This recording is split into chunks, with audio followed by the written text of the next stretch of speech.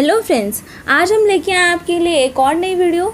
और इस वीडियो में हम रीजनिंग के कुछ बहुत ही ज़्यादा इम्पॉर्टेंट और बहुत अच्छे क्वेश्चंस देखेंगे। आप इस वीडियो को लास्ट तक देखिएगा क्योंकि आपको इस वीडियो में बहुत मज़ा आने वाला है और आपको ये क्वेश्चंस बहुत अच्छे से समझ आएंगे। ये क्वेश्चंस कई बार बहुत एग्ज़ाम्स में पूछे भी गए हैं और ये और बहुत कॉम्पिटिटिव एग्ज़ाम्स के लिए इम्पॉर्टेंट भी है। तो चलिए वीडियो को स्टार्ट करते हैं, लेकिन स्टार्ट करने से पहले वीडियो को लाइक कर दीजिए और जिन्होंने भी चैनल को सब्सक्राइब नहीं किया है चैनल को सब्सक्राइब करके बेल आइकन ज़रूर प्रेस कीजिएगा क्योंकि हम आपके लिए रोज़ाना वीडियो अपलोड करते हैं तो आपके पास तक नोटिफिकेशन पहुंच जाएगा।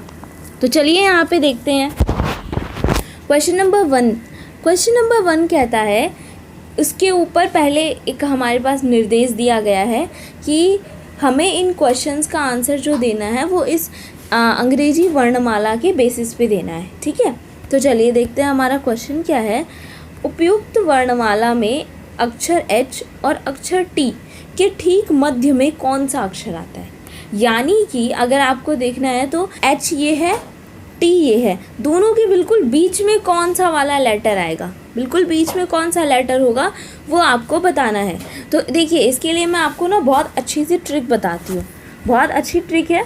देखिए H जो है और T, इन दोनों के बिल्कुल बीच का नंबर लेटर आपको फाइंड करना है। तो H आता है आपका 8th नंबर पे और T आता है आपका 20 नंबर पे अगर आप काउंट करेंगे अल्फ़ाबेट में। तो फिर उसके बाद आप क्या कीजिए, 8 और 20 को ऐड कर दीजिए और आपको बीच का नंबर फाइंड करना है तो आप इसमें 2 का डिवाइड कर दीजिए। ठीक है, तो ये हो जाएगा आपका 28/2, डिवाइड करेंगे तो 14 आएगा। अब आपको ये सोचना होगा कि 14th नंबर पे इंग्लिश अल्फ़ाबेट में 14th नंबर पे कौन सा लेटर आता है। तो आप जब देखेंगे कि 14th लेटर पे कौन सा 14th नंबर पे आता है लेटर N, तो इसका बिल्कुल सही आंसर हो जाएगा आपका ऑप्शन नंबर 3 N। ठीक है, चलिए नेक्स्ट क्वेश्चन देखते हैं। ये क्वेश्चन भी इसी अल्फ़ाबेट्स पे बेस्ड है। तो चलिए देखते हैं कैसे होगा ये।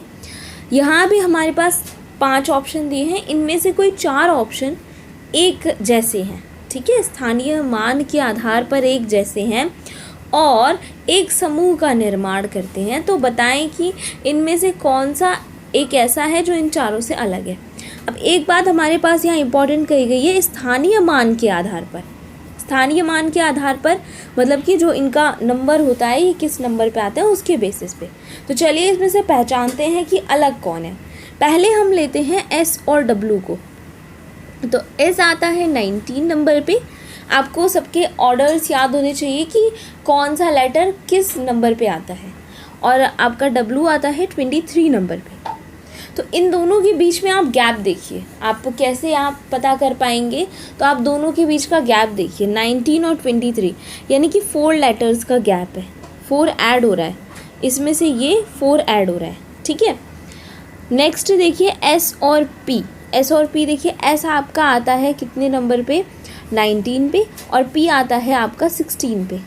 इन दोनों में आप देखेंगे तो यहाँ पे 3 माइनस हो रहा है। चलिए आगे देखते हैं। थर्ड है आपका H और L। H में देखेंगे आप H 8 पे आता है, L आपका 12 पे आता है। तो यहाँ पे भी आप जो डिफरेंस देख रहे हैं तो यहाँ पे भी 4 ऐड किया जा रहा है। ठीक है, मतलब कि अभी आपको सिर्फ 2, जो ऑप्शन नंबर 2 है वो डिफरेंट लग रहा है। आगे देखिए P और T में देखिए, P जो आपका 16 नंबर पे आता है, T 20 पे आता है और दोनों के बीच का गैप है +4, यानी कि 4 ऐड किया जा रहा है। N और R में देखिए, N आता है आपका 12 नंबर पे, N आता है आपका 14 नंबर पे और R आता है आपका 18 नंबर पे। यहाँ पे भी 4 का गैप है, 4 ऐड किया जा रहा है। तो मतलब सबसे डिफरेंट कौन है, ऑप्शन नंबर 2, S और P की जोड़ी। क्योंकि S 19 पे है, P 16 पे है, दोनों में 3 डिक्रीज़ हो रहा है। ठीक है, -3 हो रहा है, तो इसलिए ऑप्शन नंबर 2 बिल्कुल सही है यहाँ पे। चलिए थर्ड क्वेश्चन देखते हैं। हमारा थर्ड क्वेश्चन है, उपयुक्त वर्णमाला में आपकी बाईं ओर से 12वें अक्षर के दाईं ओर से 8वां अक्षर कौन सा है। आपको इसे याद रखना होगा स्टेटमेंट को। आपके बाईं ओर से 12वें अक्षर के दाईं ओर से 8वां अक्षर कौन सा है। अच्छा देखिए अब यहाँ पे आप इसे कैसे करेंगे। पहले आप ABCD लिख लीजिए। तो इसमें आपको देखना होगा कि आपको करना क्या है। KLMNOPQRSTUVWXYZ।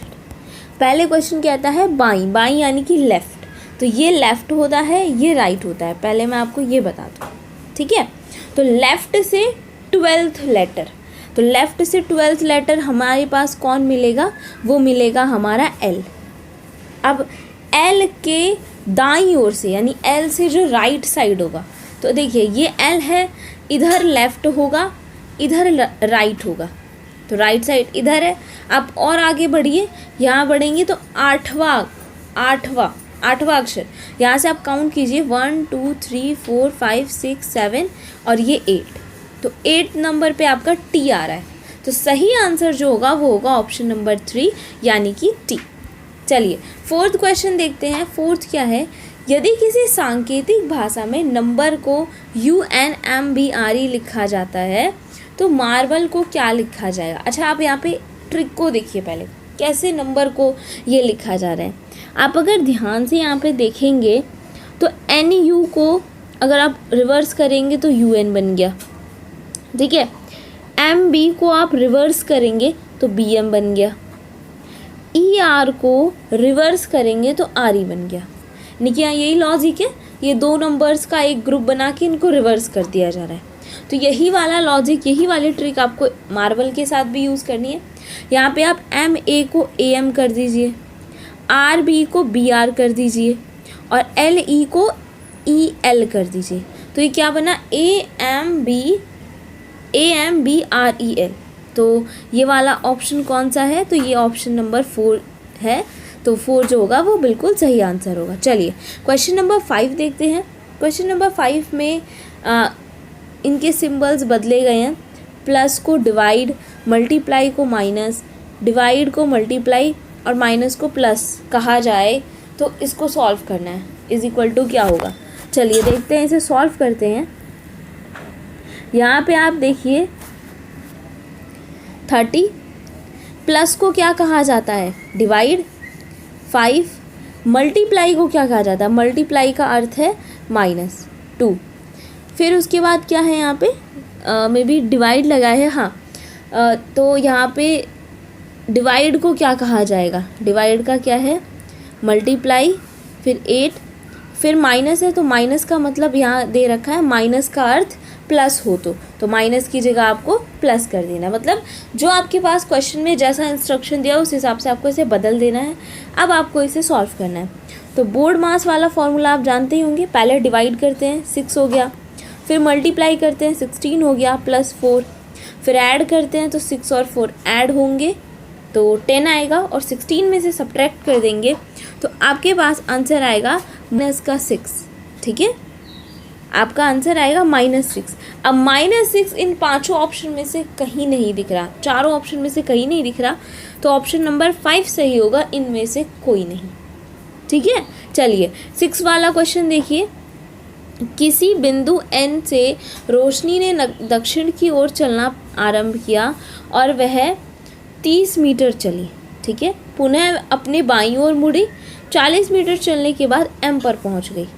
यानी कि अगर हम लें तो रोशनी चल रही है, N बिंदु ये हो गया, यहाँ से दक्षिण की ओर। तो आप अपना जो वो होता है इसे बना लीजिए, जो आपको डायरेक्शन बताता है।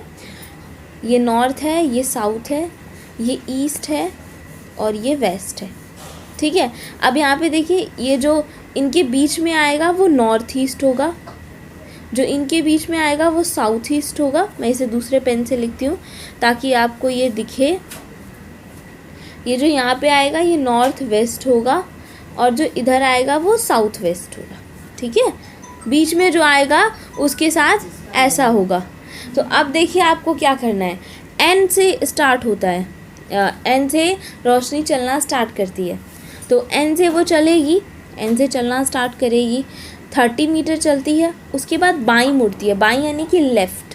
तो अगर जिस डायरेक्शन में वो चल रही है उसके हिसाब से लेफ़्ट इधर होगा, वो ऐसे चल रही है, लेफ़्ट इधर होगा, आप चाहे तो देख सकते हैं, लेफ़्ट इधर होगा, लेफ़्ट में वो 40 मीटर चलती है, ठीक है, लेफ़्ट में 40 मीटर चलती है और किसी एम पॉइंट पे जाके रुकती है। तो अब आपको क्या बताना है, पहले तो आपको ये बताना है कि एन से एम की दूरी, न्यूनतम दूरी यानी कि मिनिमम डिस्टेंस कितनी होगी। तो मिनिमम डिस्टेंस तो यही वाली हो सकती है, एम और एन, और तो कोई मिनिमम डिस्टेंस हो ही नहीं सकती। और एक क्वेश्चन तो ये है, तथा बिंदु एम बिंदु एन से किस दिशा में है, यानी कि अगर आप एन से देखें तो एम कौन सी डायरेक्शन में जा रहा है। तो अगर आप अपने इसके साथ मैच करेंगे, जो आपने डायरेक्शन के लिए बनाया है, इसके साथ अगर आप मैच करेंगे तो आप देखेंगे ये इस डायरेक्शन में है, इस डायरेक्शन में ये डायरेक्शन पॉइंट करती है किसको, साउथ ईस्ट को, है ना, ये डायरेक्शन साउथ ईस्ट को पॉइंट करती है। एम पॉइंट इस डायरेक्शन में है और ये डायरेक्शन साउथ ईस्ट को पॉइंट करती है। तो यानी कि एक तो हमें पता चल गया कि इसका दूसरा वाला जो आंसर होगा वो होगा साउथ ईस्ट, ये दक्षिण पूर्व। तो यहीं से आप इसे भी, जो बहुत ज़्यादा क्लेवर होंगे, जो बहुत ज़्यादा स्मार्ट होंगे, वो क्या करेंगे, इसी से पता कर लेंगे कि डिस्टेंस कितनी है। तो डिस्टेंस तो 50 मीटर आपको कैलकुलेट करनी नहीं पड़ेगी और डायरेक्शन से ही आपको पता चल गया कि ऑप्शन नंबर 4 जो है वो बिल्कुल सही है। ठीक है, चलिए नेक्स्ट क्वेश्चन देखिए। इसके पहले भी आपके पास निर्देश दिया है तो इसे पढ़ते हैं। क्या है, किसी सांकेतिक भाषा में 897 का अर्थ है सिल्ला और पिल्ला, 486 का अर्थ है अभिषेक और रणवीर, 743 का अर्थ है रणवीर पिल्ला है। चलिए ठीक है, अब आगे आपसे क्वेश्चन पूछा जाता है कि इस सांकेतिक भाषा में रणवीर के लिए कौन सा आंकिक कोड का यूज़ किया गया है, किस आंकिक कोड का यूज़ किया गया है। तो अब आप कैसे पहचानते हैं, पहले आप ये देखते हैं कि रणवीर है कौन कौन से। यहाँ पे आपके पास 3 कोड दिए हैं, तो आपको फर्स्ट स्टेप ये करना है कि आपको पहले ये पहचानना है कि रणवीर तीनों में से कौन से कोड में है। तो आप देखेंगे कि रणवीर जो है अभिषेक और रणवीर दूसरे कोड में भी है, ठीक है, और रणवीर पिल्ला है इस कोड में भी है। तो दोनों जगह रणवीर है, दोनों में रणवीर है। अब आप नंबर्स को देखिए, जिस नंबर कोड का यहाँ यूज़ किया गया है, ठीक है, नंबर कोड का यहाँ पे यूज़ किया गया है 486 और इसमें है 743। अब आपको नंबर्स में देखना है कि रणवीर तो कॉमन है दोनों में, और नंबर में कौन सा नंबर कॉमन है। तो आप देखेंगे दोनों में 4 कॉमन है, इसमें भी 4 है, इसमें भी 4 है, इसमें भी रणवीर है और तीसरे वाले में भी रणवीर है। तो यहाँ से सिंपल हो गया कि 7 का ऑप्शन नंबर 1 सही होगा, इसका आंसर होगा 4। रणवीर के लिए 4 आंकिक कोड का यूज़ किया गया।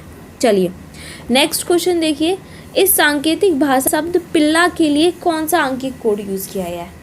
पिल्ला के लिए किसका यूज़ किया गया है, आपको ये देखना है यहाँ पे। तो चलिए यहाँ पे वापस से अपने कोड पे आइए। यहाँ पे देखिए पिल्ला इन कोड में से किस किस में है। तो आपको पहले कोड में दिखेगा सिल्ला और पिल्ला, और दूसरे वाले कोड में दिखेगा रणवीर पिल्ला है। दोनों में पिल्ला कॉमन है। दोनों के नंबर देखिए, अब आप ये पहचानने का यही एक ट्रिक होता है। दोनों के अब नंबर देखिए, पहले का है 897, दूसरे का है 743। तो नंबर में 7 कॉमन है और जो इनका मतलब है उसमें पिल्ला कॉमन है। तो जाहिर सी बात है कि पिल्ला के लिए कौन सा कोड यूज़ किया गया है, 7 नंबर यूज़ किया गया है 7। लेकिन हम ऑप्शन में देखेंगे, हमारे पास ऑप्शन में दिया ही नहीं है 7, तो इसीलिए ऑप्शन नंबर 5 सही होगा, इनमें से कोई नहीं। ठीक है, चलिए आगे देखिए। निम्नलिखित श्रृंखला में ऐसे कितने 6 हैं जो कि अपने ठीक बाद वाले अंक से पूर्णतः विभाजित है। मतलब आपको इस सीक्वेंस में ये बताना है कि कितने बार ऐसा 6 आ रहा है जिसके ठीक पीछे तो कोई ऐसा नंबर हो जिससे 6 कटता हो। ठीक है, जैसे 1 हो गया, 2 हो गया, 3 हो गया, ऐसा नंबर आए, और ठीक पहले कोई सम संख्या यानी कि इवन नंबर आए जो 2 से कटती हो। इवन नंबर आपको पता ही होगा। तो अब आप ऐसे नंबर को इस सीक्वेंस में फाइंड करेंगे। ठीक है, आपको फाइंड करने पे एक चीज़ यहाँ पे दिखेगी, क्या है, मेरे को एक चीज़ मिली ये। अगर आप इस सीक्वेंस को देखें, 6 के पीछे जो नंबर है वो 2 है जिससे 6 कट जाता है, और 6 के आगे जो नंबर है वो एक इवन नंबर है, वो भी 2 है। तो एक एग्जाम्पल तो हमें ये मिल गया। दूसरा देखिए, दूसरा आपको एक ये मिलेगा, ठीक है। दूसरा आपको 6 ये मिलेगा, जिसके पीछे है 3 से 6 कट जाता है, और इसके आगे है 4 जो कि एक इवन नंबर है। तो हमें ऐसे यहाँ पे 2 6 मिले, यहाँ पे 2 6 मौजूद हैं, तो इसीलिए इसका आंसर हो जाएगा 2, यानी कि ऑप्शन नंबर 2। चलिए नेक्स्ट क्वेश्चन देखिए। निम्नलिखित 5 में से 4 किसी प्रकार से एक हैं और एक समूह का निर्माण करते हैं, बताएं कि इनमें से ऐसा कौन है जो इन चारों से अलग है। तो ऑप्शन देखिए क्या है, गौरैया, कबूतर, सुग्गा, मैना और बाज। अब आपको इनमें से एनालाइज करना है कौन अलग है, ऑड वन आउट इसमें से कौन सा है। तो जो बाज है वो यहाँ ऑड वन आउट है। कैसे? बाज जो है वो एक मांसाहारी पक्षी होता है जो मांस खाता है, लेकिन ये जो सारे पक्षी का नाम यहाँ लिखा है ये सब शाकाहारी पक्षी हैं। ओके, तो इसीलिए ऑप्शन नंबर 5 जो होगा वो यहाँ बिल्कुल ठीक होगा। चलिए नेक्स्ट क्वेश्चन देखते हैं। हमारा नेक्स्ट क्वेश्चन से पहले भी हमारे पास इंस्ट्रक्शंस दिए हैं, इन्हें पढ़ते हैं। 11 से 13 तक के जितने भी क्वेश्चन हैं हमें इन जानकारी पे करना है। जानकारी क्या है, 6 लड़के एक वृत्ताकार घेरे में केंद्र की ओर मुख करके बैठे हैं। ठीक है, 6 लड़के हैं एक वृत्ताकार घेरे में सेंटर की तरफ मुँह करके बैठे, यानी कि अगर यहाँ पे सेंटर है तो उनका वो ऐसे बैठे हैं, इस साइड ये जो एरो है वो इस तरफ उनका फेस है। ठीक है, ऐसे बैठे हैं। तो अब आपको आगे क्या लिखा है, रंजीत मनोज के दाईं ओर बैठा है। इसे तो हमें ड्रॉ करना पड़ेगा क्योंकि बिना ड्रॉ किए ये समझ में आने वाला है नहीं। ठीक है, तो आप इसे ड्रॉ करेंगे पहले। कैसे? रंजीत मनोज के दाईं ओर बैठा है, दाईं मतलब राइट। तो ये मान लीजिए ये मनोज है, इसके दाईं यानी कि राइट साइड बैठा है रंजीत। ओके ठीक है, लेकिन विनोद की ठीक बाईं ओर नहीं है, तो विनोद को तो अभी छोड़िए आप। आगे देखिए, सुशील रमेश और विनोद के बीच में बैठा है। तो मान लीजिए यहाँ पे सुशील है और इसको मैं थोड़ा ना नीचे बनाती हूँ ताकि आपको ये दिखे। ये मान लीजिए सुशील है, ये किसके, रमेश और विनोद के बीच में बैठा है। तो ये रमेश हो गया, ये विनोद हो गया। ठीक है, आगे है अजय विनोद के ठीक बाईं ओर बैठा है, यानी कि ये विनोद है तो इसके ठीक राइट में, राइट यानी कि ये हो जाएगा, यहाँ पे हो जाएगा अजय। तो ये इस तरीके से बैठे हैं, ये एक सर्कल की फॉर्म में बैठे हैं। ठीक है, अभी थोड़ा अजीब सा बना है, ये सर्कल की फॉर्म में बैठे हैं। आप चाहे तो इसको ड्रॉ कर लीजिए अपनी कॉपी में, आगे याद रखने के लिए क्वेश्चंस करते टाइम। चलिए अब क्वेश्चन देखते हैं। क्वेश्चन है, मनोज के ठीक बाईं ओर कौन बैठा है। देखिए जैसा कि हमने बनाया था, यहाँ मनोज है, यहाँ पे रंजीत है, फिर यहाँ पे अजय था, उसके बाद विनोद था, उसके बाद सुशील था और यहाँ पे था रमेश। ये हमने ड्रॉ किया था ऐसा। ठीक है, अब देखिए मनोज के ठीक बाईं ओर कौन है। मनोज के बिल्कुल बाईं यानी कि लेफ़्ट पे कौन है। तो मनोज के ठीक लेफ़्ट में बैठा है रंजीत। नहीं, मनोज के ठीक लेफ़्ट में, ये तो राइट हो जाएगा ना, इस साइड तो राइट चला जाएगा। मनोज के बाईं देखना है। ठीक है, बाईं में ये बैठा है, लेफ़्ट में बैठा है ये रमेश। तो यहाँ पे ऑप्शन नंबर जो हमारा, यहाँ पे तो किसी ऑप्शन में रमेश दिया ही नहीं है, तो इसलिए ऑप्शन नंबर 5 हमारा सही हो जाएगा। ठीक है, चलिए नेक्स्ट क्वेश्चन देखिए। विनोद और रंजीत के बीच में कौन बैठा है। तो फिर से जो हमारा था इसे आप ड्रॉ कीजिए। यहाँ पे मनोज था, यहाँ रंजीत था, इधर रमेश था, यहाँ पे अजय था, विनोद था और सुशील था। तो विनोद और रंजीत के बीच में कौन बैठा है। ये विनोद है और ये रंजीत है, इसके बीच में बैठा है अजय। तो ऑप्शन नंबर 2 जो होगा वो बिल्कुल सही होगा। चलिए नेक्स्ट देखिए, सुशील की ठीक बाईं ओर, ठीक दाईं ओर कौन है। तो अब यहाँ पे आप फिर से ड्रॉ कर लीजिए। ये मनोज हो गया, रंजीत, अजय, विनोद, सुशील और यहाँ पे हो गया रमेश। ठीक है, ये रमेश। तो अब सुशील के ठीक दाईं ओर, सुशील का मुंह इस साइड है, इस साइड फेस है, और इसके ठीक दाईं यानी कि राइट साइड देखा जाए तो अगर आप इससे देखें तो राइट साइड कौन बैठा होगा। राइट साइड बैठा होगा ये रमेश। अगर आप इसके अकॉर्डिंग देखते हैं तो राइट साइड इसके बैठा होगा रमेश। तो यहाँ पे ऑप्शन नंबर 2 बिल्कुल सही होगा। तो फ्रेंड्स आज के लिए इतना ही था। आई होप आपको ये समझ में आया होगा और बहुत मज़ा आया होगा। अगर वीडियो अच्छी लगी हो तो इसे लाइक कीजिए, चैनल को सब्सक्राइब कीजिए। चैनल को सब्सक्राइब करते वक्त बेल आइकन ज़रूर प्रेस कीजिएगा, क्योंकि हम आपके लिए रोज़ाना एक ना एक वीडियो अपलोड करते हैं, तो आपके पास तक नोटिफिकेशन पहुंच जाएगा। तो अपने फ्रेंड्स के साथ इस वीडियो को शेयर भी कीजिएगा। अब हम मिलेंगे अपनी नेक्स्ट वीडियो में, तब तक के लिए take care and bye bye.